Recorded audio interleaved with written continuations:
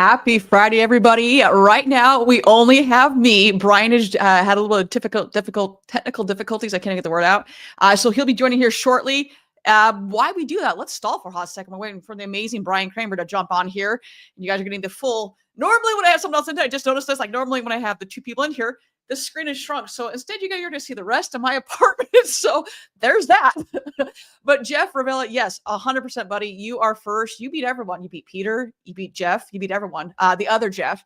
So good to see you. Hope you're having a great birthday because you always have a great birthday. And Jeff Shear, you're the second, buddy. And Jeff, if one more wonderful thing, although I will say, buddy, is that now I'm starting to see that you're getting some winter weather, which I do appreciate that you're getting it because I just have to deal with you constantly throwing shade my way of the sunshine you're getting all the time. Like right now, it's been snowing since, I don't know, probably like 4 o'clock this morning. It's been snowing. Not that we have a ton, but it is definitely snowing. But on the flip side is that it's warm enough to snow, which we have not had that for a while. For anyone that was a part of the walk and talk yesterday, you saw that like Lake Michigan is frozen. It's so cold. I immediately regretted going out and talking to you all yesterday because it was so cold. And coming in here with some of the people here, we got Peter Smith coming in here. Peter, buddy, it's good to see you as well. Since it's your birthday, Mr. Ravella, I'll let you go first. Oh, that's so kind of you. You know, look at you guys sharing the love over here. We're going to give Brian a little bit longer. If not, then I'm going to hop up here and zoom this back in because it's as nice as it is that you all going to see my hallway right now. And over here, like, yeah, we'll be changing this here shortly unless Brian, I know he was having a little bit of difficulties getting in here. Larry Feldman, always great to see you, buddy. Hope you're doing awesome. Thanks for calling last night. Always good to chat. And I can only imagine the shenanigans that you and Mr. Tom Klein got into last night because you guys are both two wild and crazy kids. And Jeff, right back at you, buddy. Good to see you. Joshua, man, it's been a minute. I feel like I haven't talked to you forever, Joshua. I know I've been off for the last couple of weeks and enjoying, the joys of end of year and holidays, everything in between, but hope you're doing awesome. I was actually, Josh, you'll appreciate this if you're still on right now. So I'm going through and updating something. And for those that don't know, Josh was my little bit of a savior. He reaches out to me, goes, "Hey, Brooke, do you know that your logo, not the logo, but like where it says facts, not feelings, moving automotive Ford?" He goes, "Yeah, Ford's spelled wrong." I was like, you know, people I've sent this to, I've been running, like I'd had that image up for, I don't know, probably a year, Josh, I'm going to say, before he caught it. I was like, how did nobody catch this? Like we just didn't catch it. So anyways, I was talking to someone about that the other day and I came across a really old somewhere. I can't remember what it was. And I was like, holy shit, I still haven't fixed this. So once again, thanks for that. Ian, oh my goodness, buddy. It's so good to see you, bud. I feel like between the two of us, trying to get on each other's show has been a little bit now. So always good to see you. And Peter, I saw this, that iPacket is giving away Georgia NADA, just saying so 100%. And we've got Brian coming to the show right now. We're bringing Brian in right now. Brian, we're going through and answer some fun comments here. Everyone, you all know Brian. We'll get into a second here. But Peter, I 100% saw that and reached out to Andrew immediately. I was like, how do I get a pair of these Jordans? Because I'm going to need them. So now the party can begin, Brian. Brian, I don't think I can hear you right now, buddy. Try talking. Oh, you're muted. That's why. Brian works on that. Brian Ortega, buddy, good to see you. Always good to see you, Ortega. And I've not checked the form yet. Brian, so thanks for, buddy. I can't wait to see you at NADA. We got Josh Taylor, head down, and great show. Well, that's a plan. Now it's going to be a great show because I have the one and only Brian Kramer with me. You guys aren't seeing my hallway, so we are locked and ready to go. I think, Brian, how are we doing on audio? Stand by. Brian Ortega, the better Brian is on. Well, that's up for debate. I guess it depends what we're going for right there. So, Brian, how's the technical difficulty? Depends what market you're in. He's got a really strong following out west. And he's officially in the show. Brian, how's it going? And Brian Ortega is a big fan of the security at Joe Rogan's Comedy Club in Austin, Texas. Oh, yeah, I think we all are actually. Yeah. But they took a really, really strong liking to him specifically, if I remember. They did. Dan and I got yelled at as well, but it wasn't until, once again, when alcohol starts flowing, you don't think that you're yelling and you think you're whispering, but apparently I was not to Dan. And it was that point that we're like, where did Ortega go? And for those that no, this was a DMSC last year. And there was a group of, how many people? There was probably like 10 of us, 20 of us probably. Yeah. And we all get kicked. all of us got kicked out of the Joe Rogan Comedy Club mothership. So yeah, that was good times had by all. But they did say that Ortega was the main ringleader. Oh yeah, I mean obviously, if Yeah. you're gonna pick somebody, it's gonna be Ortega. I mean he's always up to something. Yeah, and it didn't take long for them to figure that out. Yeah, and I laugh because like Ortega leaves and he can't get back in, and we were like, where the hell did Ortega go? Like, oh, you all have been kicked out. We're like, oh, okay, I see how it's going now. Ravilla saying, how many Brians could a Brian? Oh, dude, that's Brian. Yeah, that's way too many. That's too much right now. Ortega's giving away. Okay, Ortega, if you're still on, you're gonna have to help me on this. I saw this come across that you were doing some $5 million giveaway, and I didn't see any terms or condition to that. So, do you want to explain on this? And I'm getting a quiet emoji on that one. Didn't Katie say? I think that Brian Ortega needs probably some sort of like regulation or something similar to online merchandising text with minimum pricing in terms of add-ons and addendums and what fees are included. You know what I mean? We need that same kind of transparency with Ortega's $5 million getaway. As much as we also need it online in terms of, is that the real price? Is that the price including reconditioning? Is that the price including all the other things, the gamesmanship that's happening across the country on online pricing, merchandising on used cars? Oh, yeah. Yeah. 100%. Which was a perfect transition and segue into let's talk about the show. So you just went on mute again, just so you know. It keeps going back to mute for some reason. I was coughing. Okay, that works as well. That's a good reason why. So it's been a hot minute since like 2-3 weeks we've been off the air, and I know I said it before, but there's no better way to kick off the new year than to have you on. And we did this episode. God, we probably recorded this we're about 2-3 months out right now.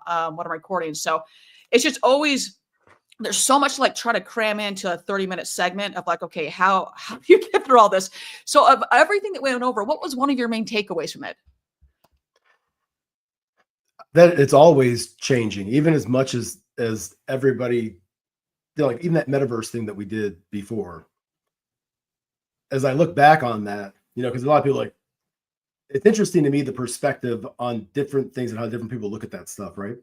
And for me, I wasn't planning on delivering 100 cars a month in there, right? But it's also when I delivered a car in 1997 on eBay on a Land Rover Defender 90, and everybody thought I was putting a chocolate bar and Willy Wonka into a television or something. They go, you sold the car on the internet. What do? You just scan it, like you fax it, or how does that work?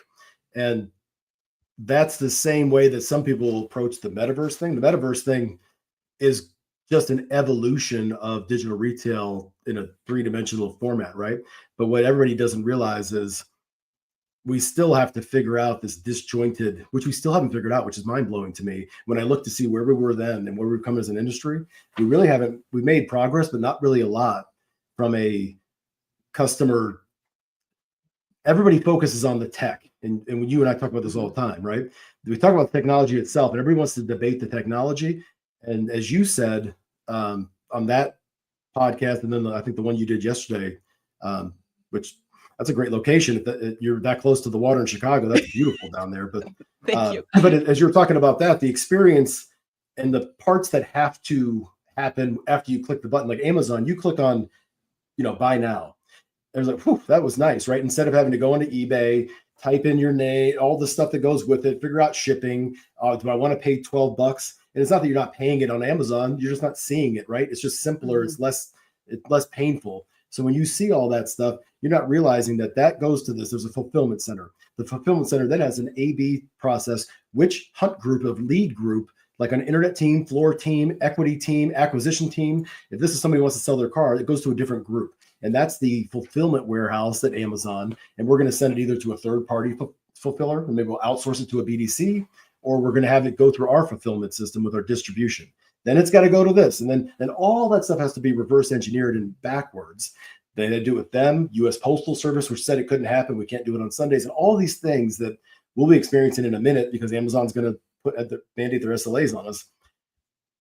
That's what we should be talking about, is how do we make and reverse engineer that okay, an hour transaction, everybody wants to debate. It should be, it's impossible because of this and DMSs and integrations. Instead of talking about that, let's talk about how do we, assuming everybody uploaded everything online, is that possible? And how do you prep before the client gets there? And does the process begin or end when the client arrives? Is it already, they showed up and we've already done 80% of the transaction because the customer did it?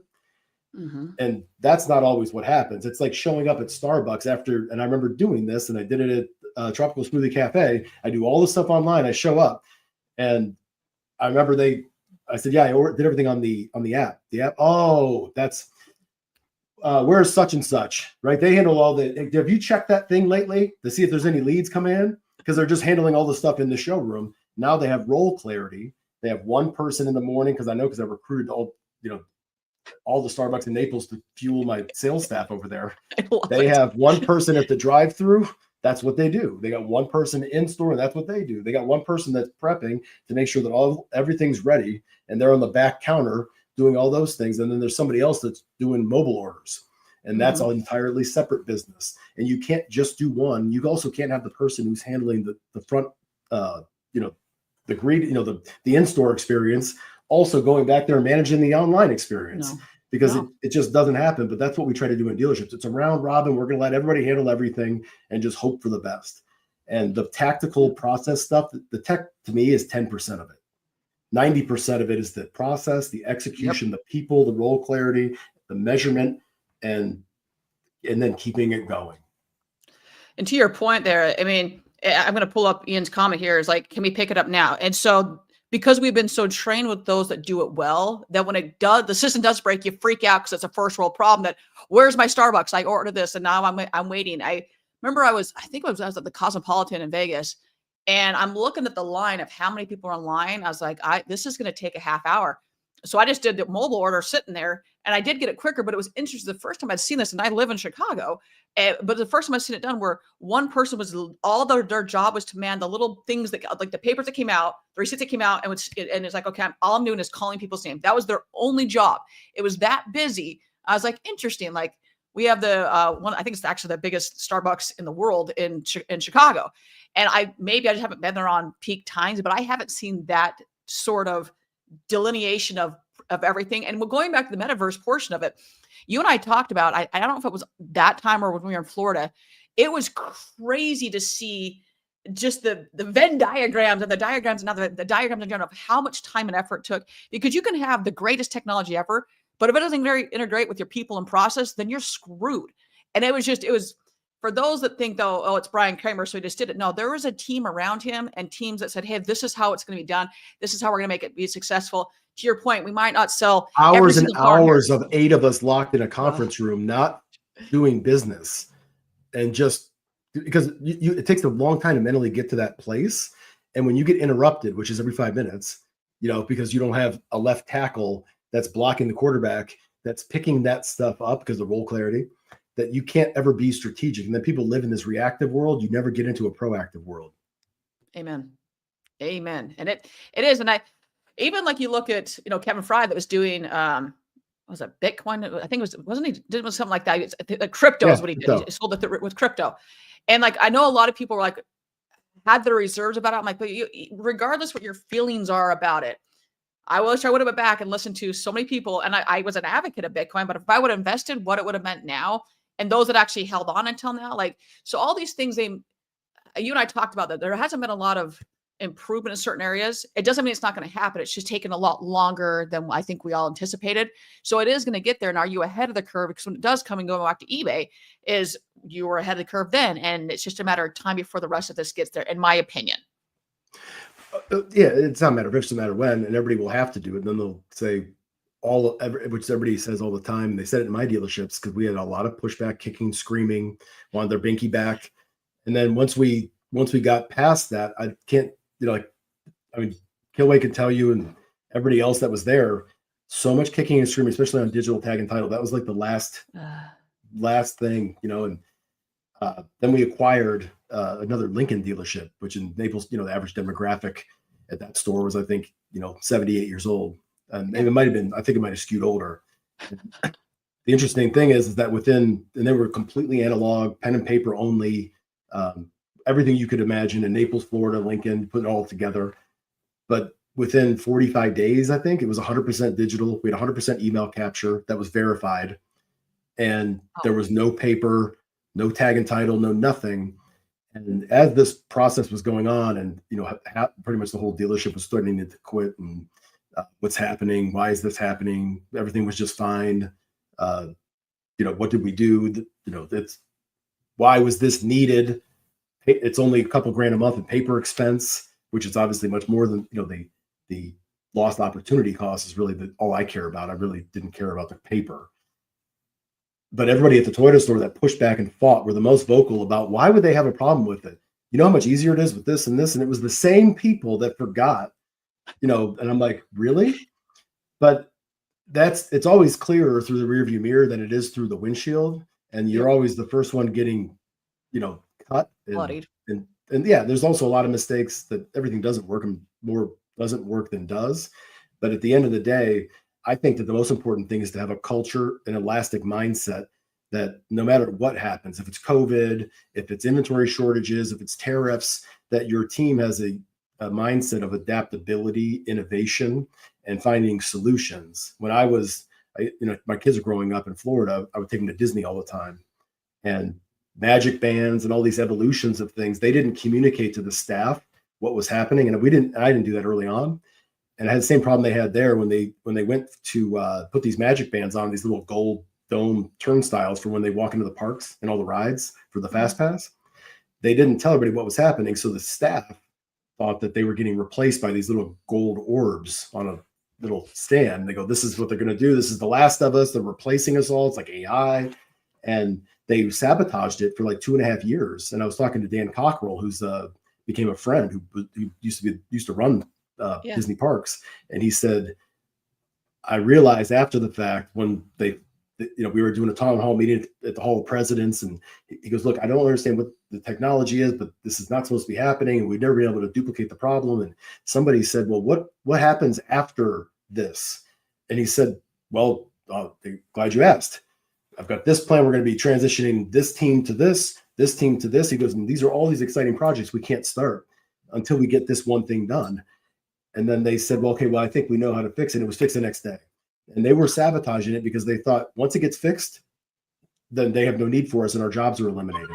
So Dan said, that was a miss on our part. So then we started doing, digital transformation, comms, and over communicating and providing clarity. And I think that's the other problem that doesn't happen. Hey, we're doing this new thing. We got this new widget. GM dealer went to the 20 group. We're going to do this now. It's the best thing you've ever had. Well, what? And then they don't have any buy-in. They don't get to be part of it. And then they just say to make it happen, don't tell them how.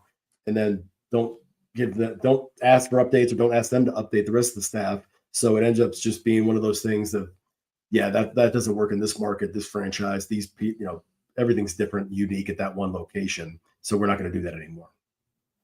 Well, and to your point there's a lot to unpack there. Is a couple things. One, you touched on AI, which I do want to touch on. But number two is not having that communication. At least I saw this in 2020, where digital retailing is now the buzzword. We're all going to talk about it. We're all going to go online and do this, whatever. Majority of people didn't think, wait a second, this affects finance, this affects sales, it affects BDC, it affects every single person in the dealership. I lost count of the number of times I had the conversation. Like, so you guys just slap something on your website, which is a pretty big deal, and nobody knows about it. And now you're wondering why your F&I team is screaming at you. They think they're going to lose their job over it. Like, you literally had to babysit and say, this is what's going to happen. We're not coming for your jobs. Same thing with AI. We're not coming for your jobs. I go back to, there was some video you did. I think you were in Chicago, and there was a taxi van or cab coming in, and you're like, hey, let's just quickly want to know the worth of your vehicle. And you on the spot did it that quickly. And if memory serves, they got a deal out of that. Didn't they end up selling that car? Yeah, it's actually, they were saying that it was in Lincoln Park, Toyota store. Okay. Yeah. And they were saying, I don't think it's going to work here because of the location, unique customers, the way that Sara Lee factory, how the service drive works, whatever. And, Alex Vetter was like, hello, are you not going to address that? I said, I'm going to address it, but they're not going to, they don't believe anything I'm saying because they haven't seen it. So I'm asking them to, I think it's crazy, but I've seen it so many times. Until they've seen it, it sounds too good to be true. So I said, how about this? How about I just, in the next 15 minutes, I'll buy a car off the service drive. And they're like, oh, you think it's that easy? And I'm sitting there looking, I'm scanning for a customer, and I know it's just it's a contact sport. So there's multiple ways to do it, but the quickest way for me when I'm in those situations, because I had to do it at Hyundai at Port Richey, and Dave Frazier said, you got an hour. Can you think you buy a car in an hour? I said, yeah, no problem. And he said, you're that confident? I said, I think it's going to happen in about 10 minutes, but I know that you're not going to, if it takes more than an hour, or if it takes more than 10 minutes, you're going to hold me to it. So an hour will work. But as I'm actually looking over at another customer, I just greeted the gentleman with the taxi cab just out of habit. And I said, are you here for service, or are you here to pick somebody up? And he said, no, I'm here to get oil change, whatever. It's a cab driver. And I said, okay. I said, how many miles are on that? Well, it's got 232,000 miles on it. And I'm with, Jimmy and all those guys from the dealership and Brent Nagelberg. And I said, these guys, they got to have this car. If I paid you more than, and this is like the biggest thing that I get the quickest, like if I'm at a conference hall or a valet stand or something where I got to do something quick. And I said, if I pay you more than that vehicle's worth, would you consider selling it to me? And now I'm going to figure out real quickly what I got, right? They're going to say, no, that's my family's favorite vehicle on earth, and we're never going to sell it. Or they say, how much, which is typically what they say. Well, how much, what does that mean? More than it's worth. I don't know. It'll take me 2 minutes to tell you. Okay. And they're like, where do we have to go? I'm going to do it right here. So that's like one of the hesitations is, do I have to go park my car somewhere? Do I have to go with you somewhere into some office? And no, we're going to do it here, right here. So I go around and taking the pictures, and most people are just curious. And as long as it's not too much of a time commitment, they're in. So we go around, and the reveal, and you're always going to figure out really quickly what they think. And even though everybody says they have no idea what it's worth, as soon as you tell them that, they cough up a number really quickly. And I go, like in seconds. And I'm like, where did you get that number from? And it's always CarMax, Carvana, doesn't matter the age, the demographic, the market, anything. It's not, any third party. And they say it's one of those two things. And it's always within 60 days that they've looked it up on there, and typically within 30 days. And it never fails. So 15 out of 15 here in Naples when I was doing it. And it's just one after another, that same exact situation. But he said, no. That's, I need, what am I going to do for a living? This is how I make a living. And I go, well, I guess they'd owe you a favor, since you're helping them out with used car inventory. They'd have to give you a good deal on a new one. And he goes, and he walks like 5 feet away, and he turns around and he said, is that for real? Yes, it's as real as it gets, but I'm leaving here in like 10 minutes to go to another dealership. So if we're going to do this, we better do it quick. And he goes, what's the next step? And I just introduced him to Brent Nagelberg, and he goes down the hallway somewhere. And then Alex and I had to leave, and we had to go to the next place. And we get maybe a mile down the road, and he said, hey, I think we're going to do something here. 45 minutes later, they send us that video that I had of that guy banging the gong in the showroom, taking delivery. And it was like, that was less than 5 minutes.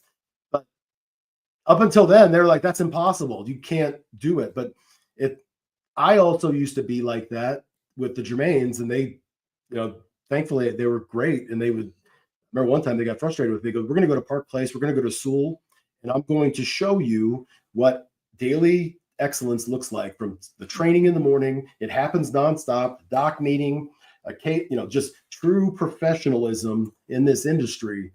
Because I'd never seen it at that level before.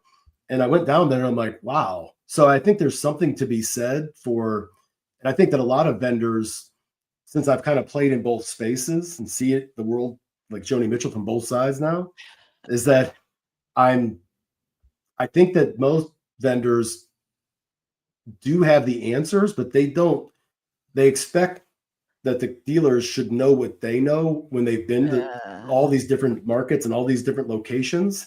And how would they, if they've only been in their market, that dealership, their whole career, and they've never been to a conference or anything like that?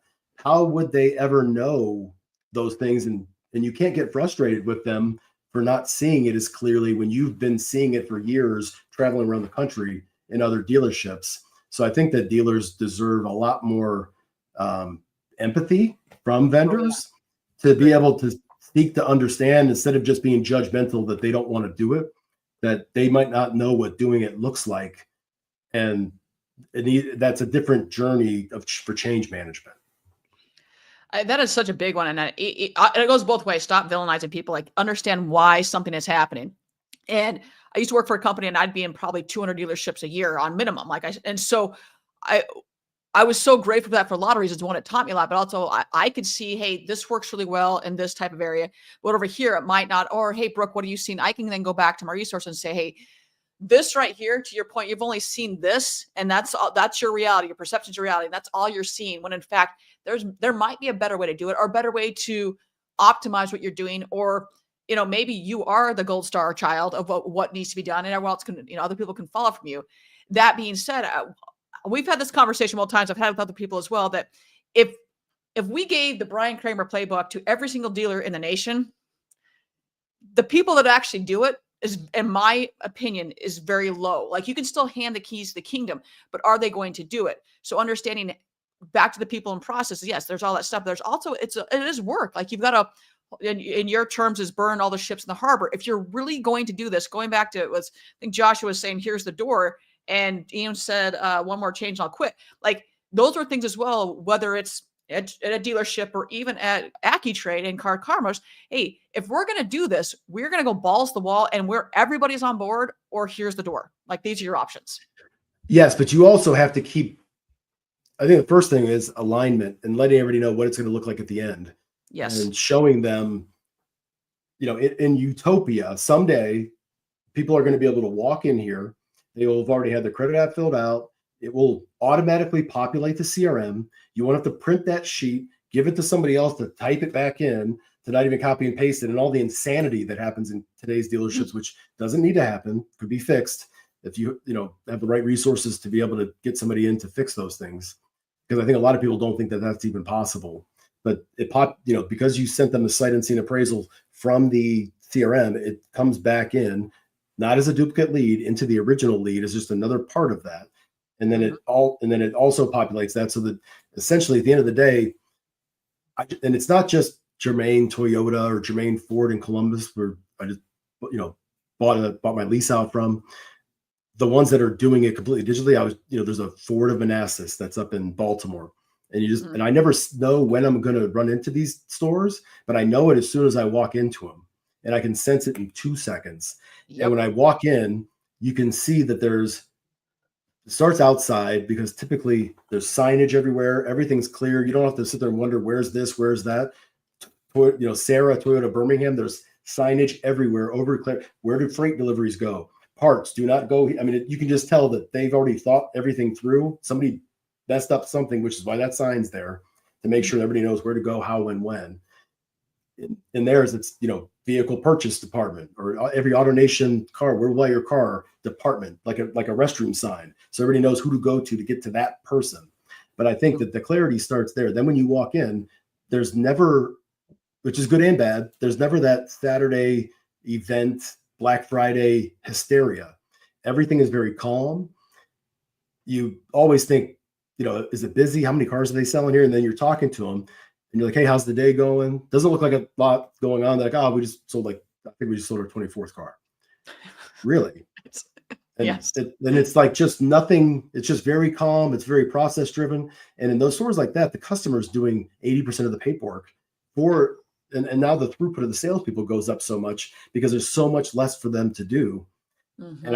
And I said, wow, it doesn't look like there's a lot of customers in the showroom. Well, that's because most of our business is done ahead of time, so the customers just come in to take delivery. But I said, is it all like appointments? And yeah, it's just a nonstop continuous thing, but you're never going to see it. Even on Saturday, it doesn't get that busy, but we'll sell 40, 50 cars. And it's very common, and that is the future. And I think that's what people don't see. And if you're not painting that vision, connecting it back when people get frustrated, and you say, remember what I told you, this is what it's going to look like.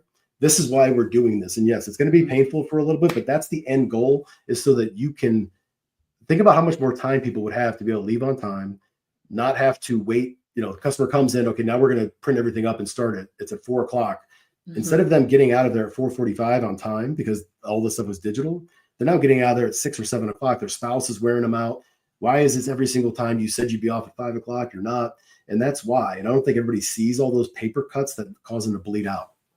Oh, and I know we will joke about this, but it is, I mean, even when I went to get my car and it's a dear friend of mine, and a lot of like, okay, if I go in at this time, I'll give myself 3 to 4 hours and I should be done. And I already knew what I was getting. I was trading my lease and getting a new one, blah, blah, blah, blah. So it's pretty cut and dry. It's also like, hey, if there's some other customer coming in, go ahead and take them first. Like we're family, friends, whatever.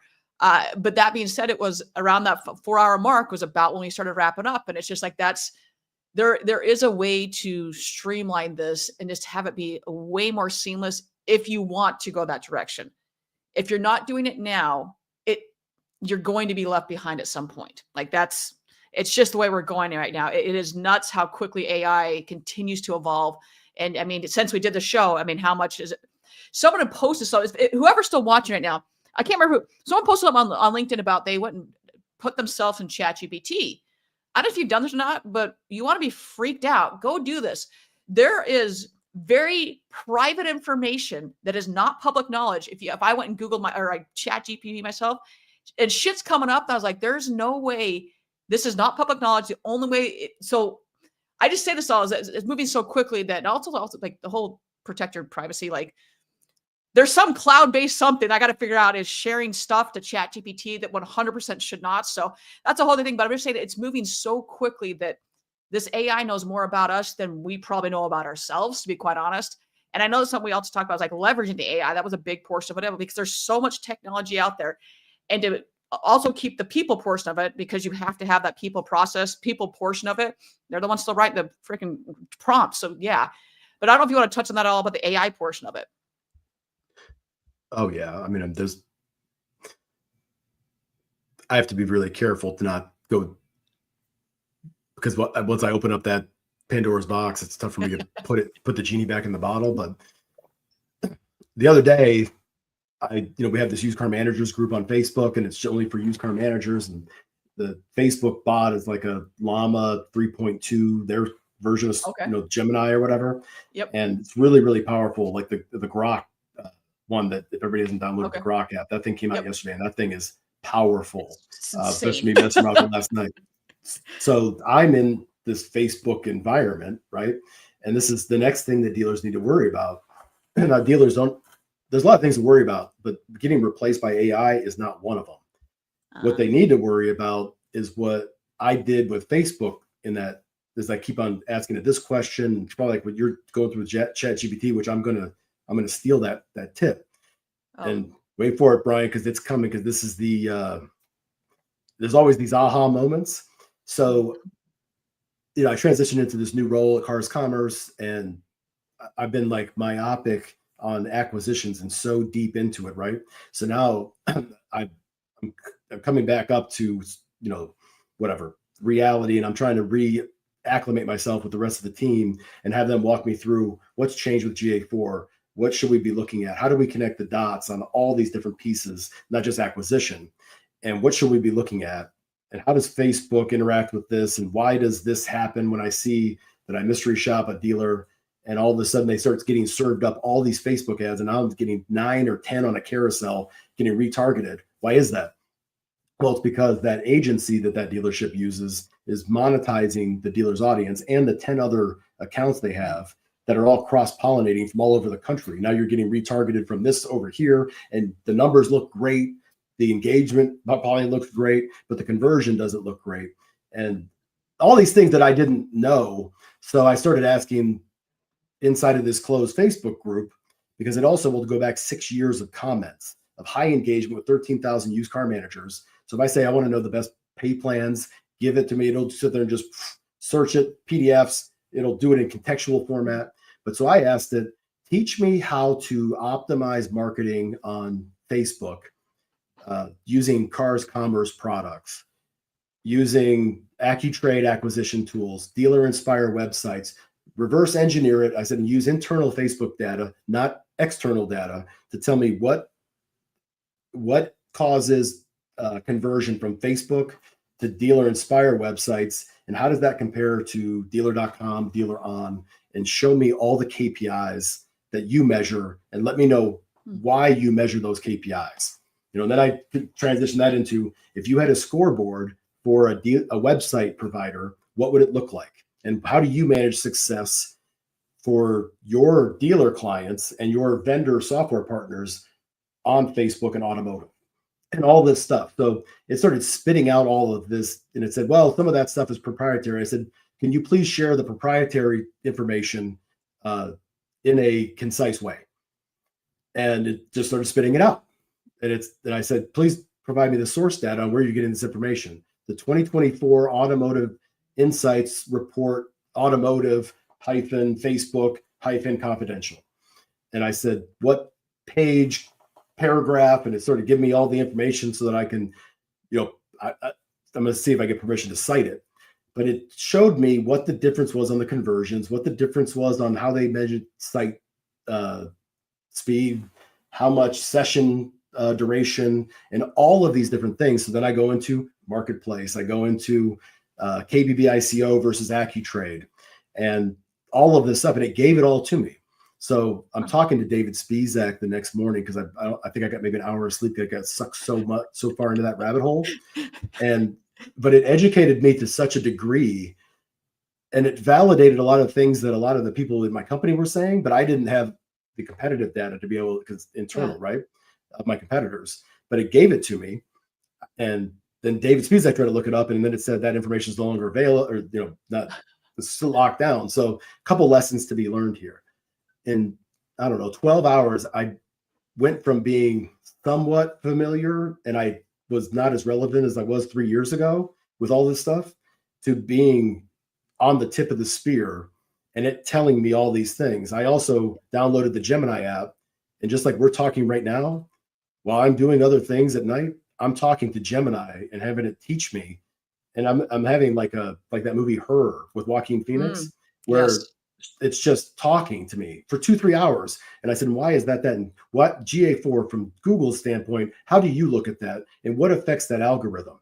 And some of the stuff it'll say, I can't share it with you, but in my YouTube page, how do I optimize this? Look at my YouTube page, and it'll sit there and just talk to me, right? So that's just now beginning, and it's happening in an explosive way. But as you're looking at the Facebook thing in particular, what I thought to myself is the most valuable thing that dealers have is obviously their franchise, but part of the franchise is their data.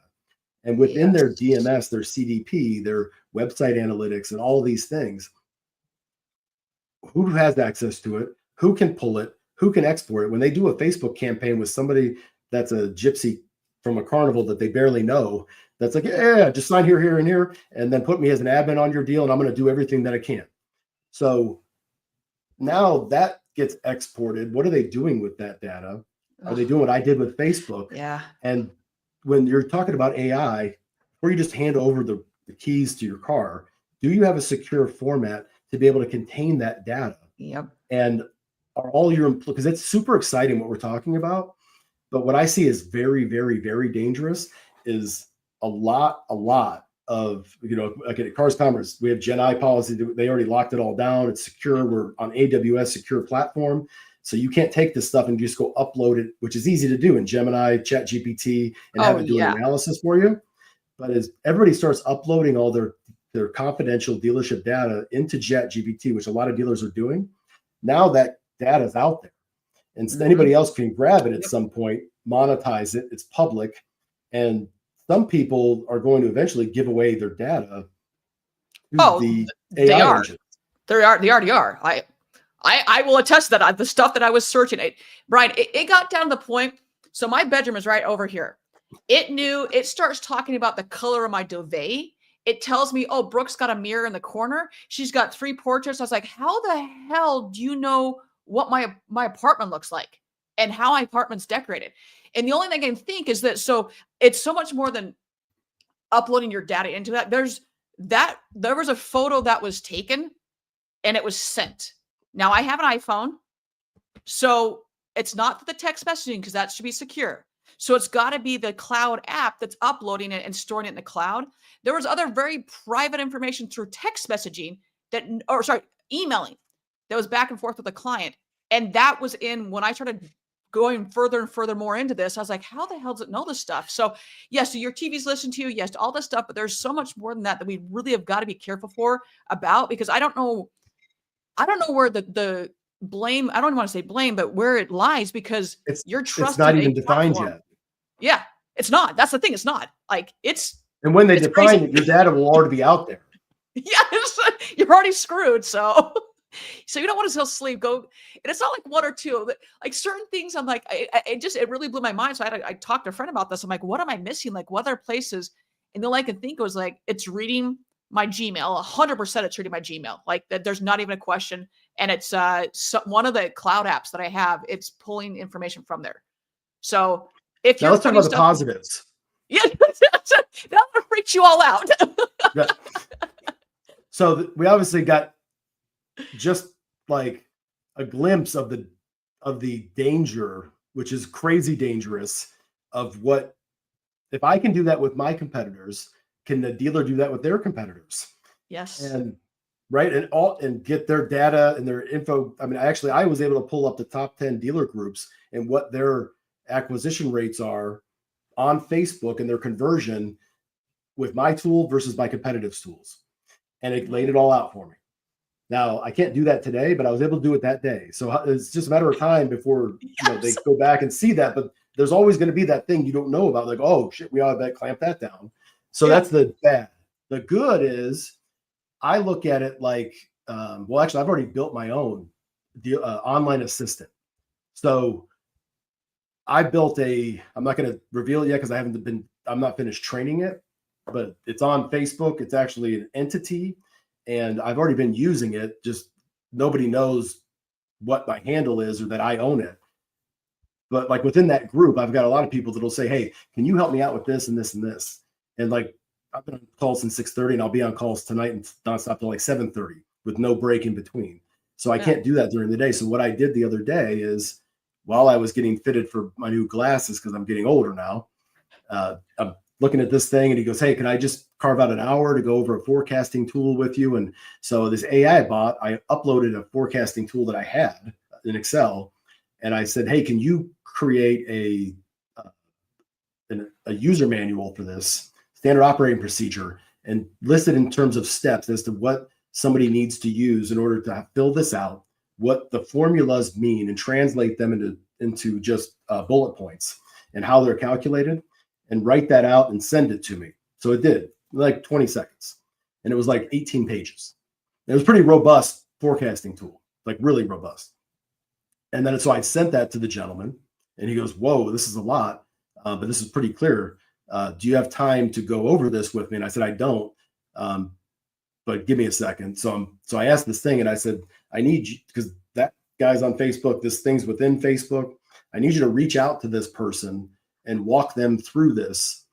And I need you to also tell them you're going to check with them tomorrow by 11:30 and follow up. And if you haven't heard back from them, then you're going to let me know. And if not, then you're going to keep checking with them every day at 11:30 until they get closure on it, because I know I'm never going to remember this situation. So it did exactly that. So this guy, he keeps on messaging me, hey, I'm working with this thing. I appreciate it. It's the end of the month. So now it's not me not getting back to him. It's him not getting back to me. Yeah. And that saved me 2 hours. So if I can do that 20 times a week, what is that going to do for my productivity, my resources? If I can, all these little side, quests to try to do this Excel spreadsheet, or the same conversation that I have about service drive acquisition, multiple times a day, if I can just corral that into a bot to be able to have the same stuff that's in my mind with all my processes and everything trained into this bot, to be able to have a conversation the way I would with hundreds of people. And then if you have any questions, then I'll get involved. That's the same way dealership follow-up should be going, which is another conversation with the bad and the good. But the most important thing, if nobody takes anything away from all this AI conversation, the most valuable thing that will happen moving forward is going to be two things. The training of the AI, which is a never-ending thing, and you have to constantly keep on adjusting it, the tone, the inflection, how much of a smartass it is, the humor, the degree of that, because it can correct over one way or another to offend people or make them laugh, and everything in between. But so that's one thing, is to give it some sort of personality. But then also the search and how you're relevant. I already don't use Google. I stopped using Google months ago, and I don't use it for search. I don't use it for anything. I use either Gemini now. As of last night, Grok is probably what I'm going to use, but I'm using just AI engines for 100% of anything I need to know.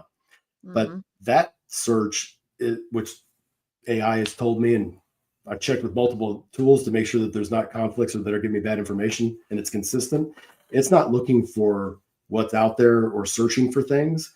It's looking for how to. So when somebody on your website, if your website doesn't say, here's what you can expect when you have a digital transaction and you arrive at the dealership, you pull up out front, come and ask for the receptionist, they'll greet you. The salesperson is going to come out and you can expect this and this. And if you've completed all these items, it should take this long. So as you're looking at that, does it say on your, and you can convert video, this Facebook Llama engine, you can put YouTube videos linked in there. And it's like Neo in the Matrix. It knows Kung Fu. It's trained and that and transcribed it in like 2-3 minutes. So if you have here's what expectations when you arrive for an appointment for an express delivery. Here's expectations when you want to come in for an oil change. Here's expectations if you're coming in for something more, if you want to rent a car at Terrain Toyota, here's the video of what the steps are. That is the future of AI search, the now really. So if you want to become relevant, and that relevance, the organic content is already spooling up in terms of what you should be doing, but it's looking for the how. And if you're not telling people how to appraise a car on your website, if you're not telling them how to schedule service, step 1, step 2, step 3, that's like candy for these AI search engines. What your SEM, when there's no search menu, is pointless. So the whole world is about to change in terms of this stuff, and the organic content is going to be your processes, your procedures, your how-to manuals. And if your dealership doesn't have those because you don't have processes, it's going to screw with your ability for clients to find you. So it's a lot, but every dealership should have an AI champion, no different than you have a BDC manager or something like that, an internet manager. Everybody needs an AI manager that bridges between operations. I would have already had one if I was in retail, operations and marketing, and that's going to come together. And that's, I think that's just going to be a common thing. I could not agree more. It is, yeah. I mean, to your point, like I still use Google for certain things, or like Safari or sometimes actually, but I would say 90% of the time, if not more, I'm on an AI tool to find it. It's just so much quicker to find what I need to find. And then I'm having that same conversation with my clients to say, okay, so your organic is not great and your SEO is not great, because when I go and Google these things, or when I go in to throw it into an AI tool, because that's, I actually did a video on this probably like a month ago. The difference of since now ChatGPT has the integration to search the web. They were saying that I cannot remember the percentage off my top of my head, but the percentage of what they're seeing Google search just continues to decrease. It'll be interesting to see and I'm not even going to put it out there. It will be interesting to see what happens with paid advertising, because as of right now, you can't have ads in ChatGPT but will we get to that point? Because Google's not going to miss out having it. And also, Google came out and said, I think it was in December, that if you have a pop-up blocker when you're using Google, they're going to disable all those pop-up blockers now. So there's some that are like, I still have mine on and it's still working, but they're phasing out by the end of the year. They're saying at the latest, if not Q1, your pop-up blockers will stop working. I'm like, you're just forcing more and more people to say, I'm going to use Safari or Mozilla, or honestly for me, I'm just going to go straight into using an ChatGPT or Gemini, because I find the information so much quicker. There's something I was looking for, and I had searched, I don't know how long. I was like, and I wanted to do like this A/B test to see how long it would take to find it. It was a few hours trying to search what I was trying to find and just could not find it. And one question to ChatGPT found exactly what I needed. And it's like, this is the stuff that's like, it makes your life so much easier. I'd have to hire a team of people if I didn't have have AI going at all times. So don't run from it. It's nothing scary. It's not going to take your job. It'll take your job if you're not using it. It's going it's going to take the jobs of things that are redundant and that don't need to be done and can be done more efficiently. Though that's what it's going to take. But it's not coming for us humans. Like it's not. And Kyle, thank you, by the way. I appreciate it, buddy. Yeah. And I'm looking at the time here, like we went like way over that. I told you we were going to go, but there's just so much good content here. Anything else that we missed? Or anything else you want to talk about for the next little bit? No, I mean, I looked up recently. I was having some cocktails with somebody and talking about four squares. And we were talking about that. Where do you think it came from and all this other stuff? And you can't, there's none of that on the internet for whatever reason, suppressed or not, or whatever. So I put it into ChatGPT. Who invented the Foursquare? When was it first used? And all of that, right? And it was actually, I pulled the gentleman's name, but it was originated by the founder of NADA. And it was like in 1954 or 55. This is like before window stickers and Maroni labels. And he was a dealer and initiated it so that, because back then there was no even prices on window stickers or anything like that. It was just like selling a couch, right? I'll sell it for this. So there was no transparency whatsoever. So that was, even though it's perceived in a negative light today because there were some bad actors that twisted it around as to it's only going to be short term with maximize this and not for transparency. That's not what its intention was, which I didn't know that. And because my experience as a kid selling, from in Oldsmobile was only, pressure control, how comfortable are you with the money down, very strict, that sort of thing. But it was designed to be able to provide transparency, to give people multiple options. Way back then, I can only imagine how innovative it was. But I've never been able to find that information. It was actually a really cool story, and that you will not find that anywhere on Google or any other search engine. Stephen, I know when your comments come in here, I'm gonna have to stop and actually read it because you're always bringing amazingness. The automotive retail customer lifecycle journey is improving, but there are miles to go. If our great industry truly desires to earn a reoccurring customer beyond a one-time transaction, every people and technology process of evolution that gets us closer to the desired experience is valuable. I love both of your contributions. Well, Stephen, I love you, buddy. Per Gemma, the Foursquare. Oh, here we go. Per Gemma, the Foursquare sales method in car sales doesn't have a single universally recognized inventor, but let's give it to the. Try ChatGPT, Jeff. I think you might be right. I think. Jeff, throw it into ChatGPT there, buddy. And it is so, and it is crazy how quickly everything is improved. I remember it was Claude just came out, and I wasn't really familiar with it, but I was like, I'll play around with it. I also did a video on this because it could not have been more inaccurate if it had tried. And I kept going back. I'm like, where are you getting this information? And every single time it would say, I'm sorry, I made that up. I'm sorry, I made that up. I was like, okay, only hold to the facts, da, da, da, da, da. And every time it came back, and I took it and put it into ChatGPT, didn't have an issue. So this was still really early on with Claude. I mean, it was probably the first 2 or 3 months that Claude was a thing, but it is like, you were still the human at the end of the day to go back and check. I mean, even in my ChatGPT, I've got all my different channels, and it will sometimes revert back to a conversation in the same channel, but like 6 months ago, when in fact I was like, no, oh, and Brian apparently had to go. So we'll wrap this up here. So, all right, everyone. But yeah, definitely went through that, and just so go back and look at what you're doing to understand, is the information correct? So with Brian out of here, and we went way over than we normally do on the lives here, but I hope everyone has a wonderful day. I hope your year started off well. Brian, thank you so much for being a part of the show. I super appreciate it. I always learn something from you. It's just one of those things when Brian talks, like, you listen. With that, everyone, you all know the drill at this point. Find a way to serve. Find a way just to be the joy in somebody's life. And actually, we got Brian come back in here. Brian, I was just wrapping up. I was like, Brian's had it. He's out of here, so he's good to go. So. Yeah, my attention span is short, not that short. He's like, I'm gone. But we will wrap up here. Everyone, you all know the drill at this point. Find a way to serve, whether it's opening a car door, whether it's a kind smile. Just do something to better someone's day and bring a little bit more joy into them. And next week, I think we're on next week, if memory serves me. But then we will be at NADA. We'll be live streaming from there. And before we get out of here, Jeff comes in and says, sure, bring it there. There we go.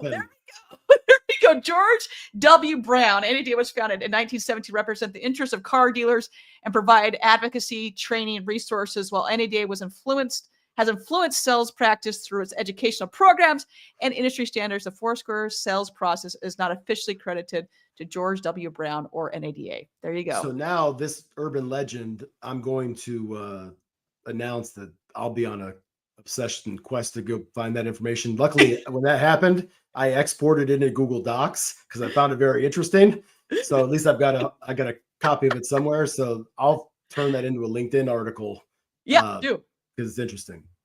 Oh, it's awesome. I love it. Yeah, there's always just there's just things that you're not going to find that aren't considered the popular pages on the other search browsers, and so to be able to find it on there. So, all right, everyone, we're going to get out of here. Have a great day. We'll see you all at NADA. We should be on. I can't remember. I don't know who's on next week. I think it's Sean Armour's on next week. I don't know. It's something like that. But we've got next week, and there'll be NADA, and hopefully see you all there. With that, everyone, have a wonderful rest of your day.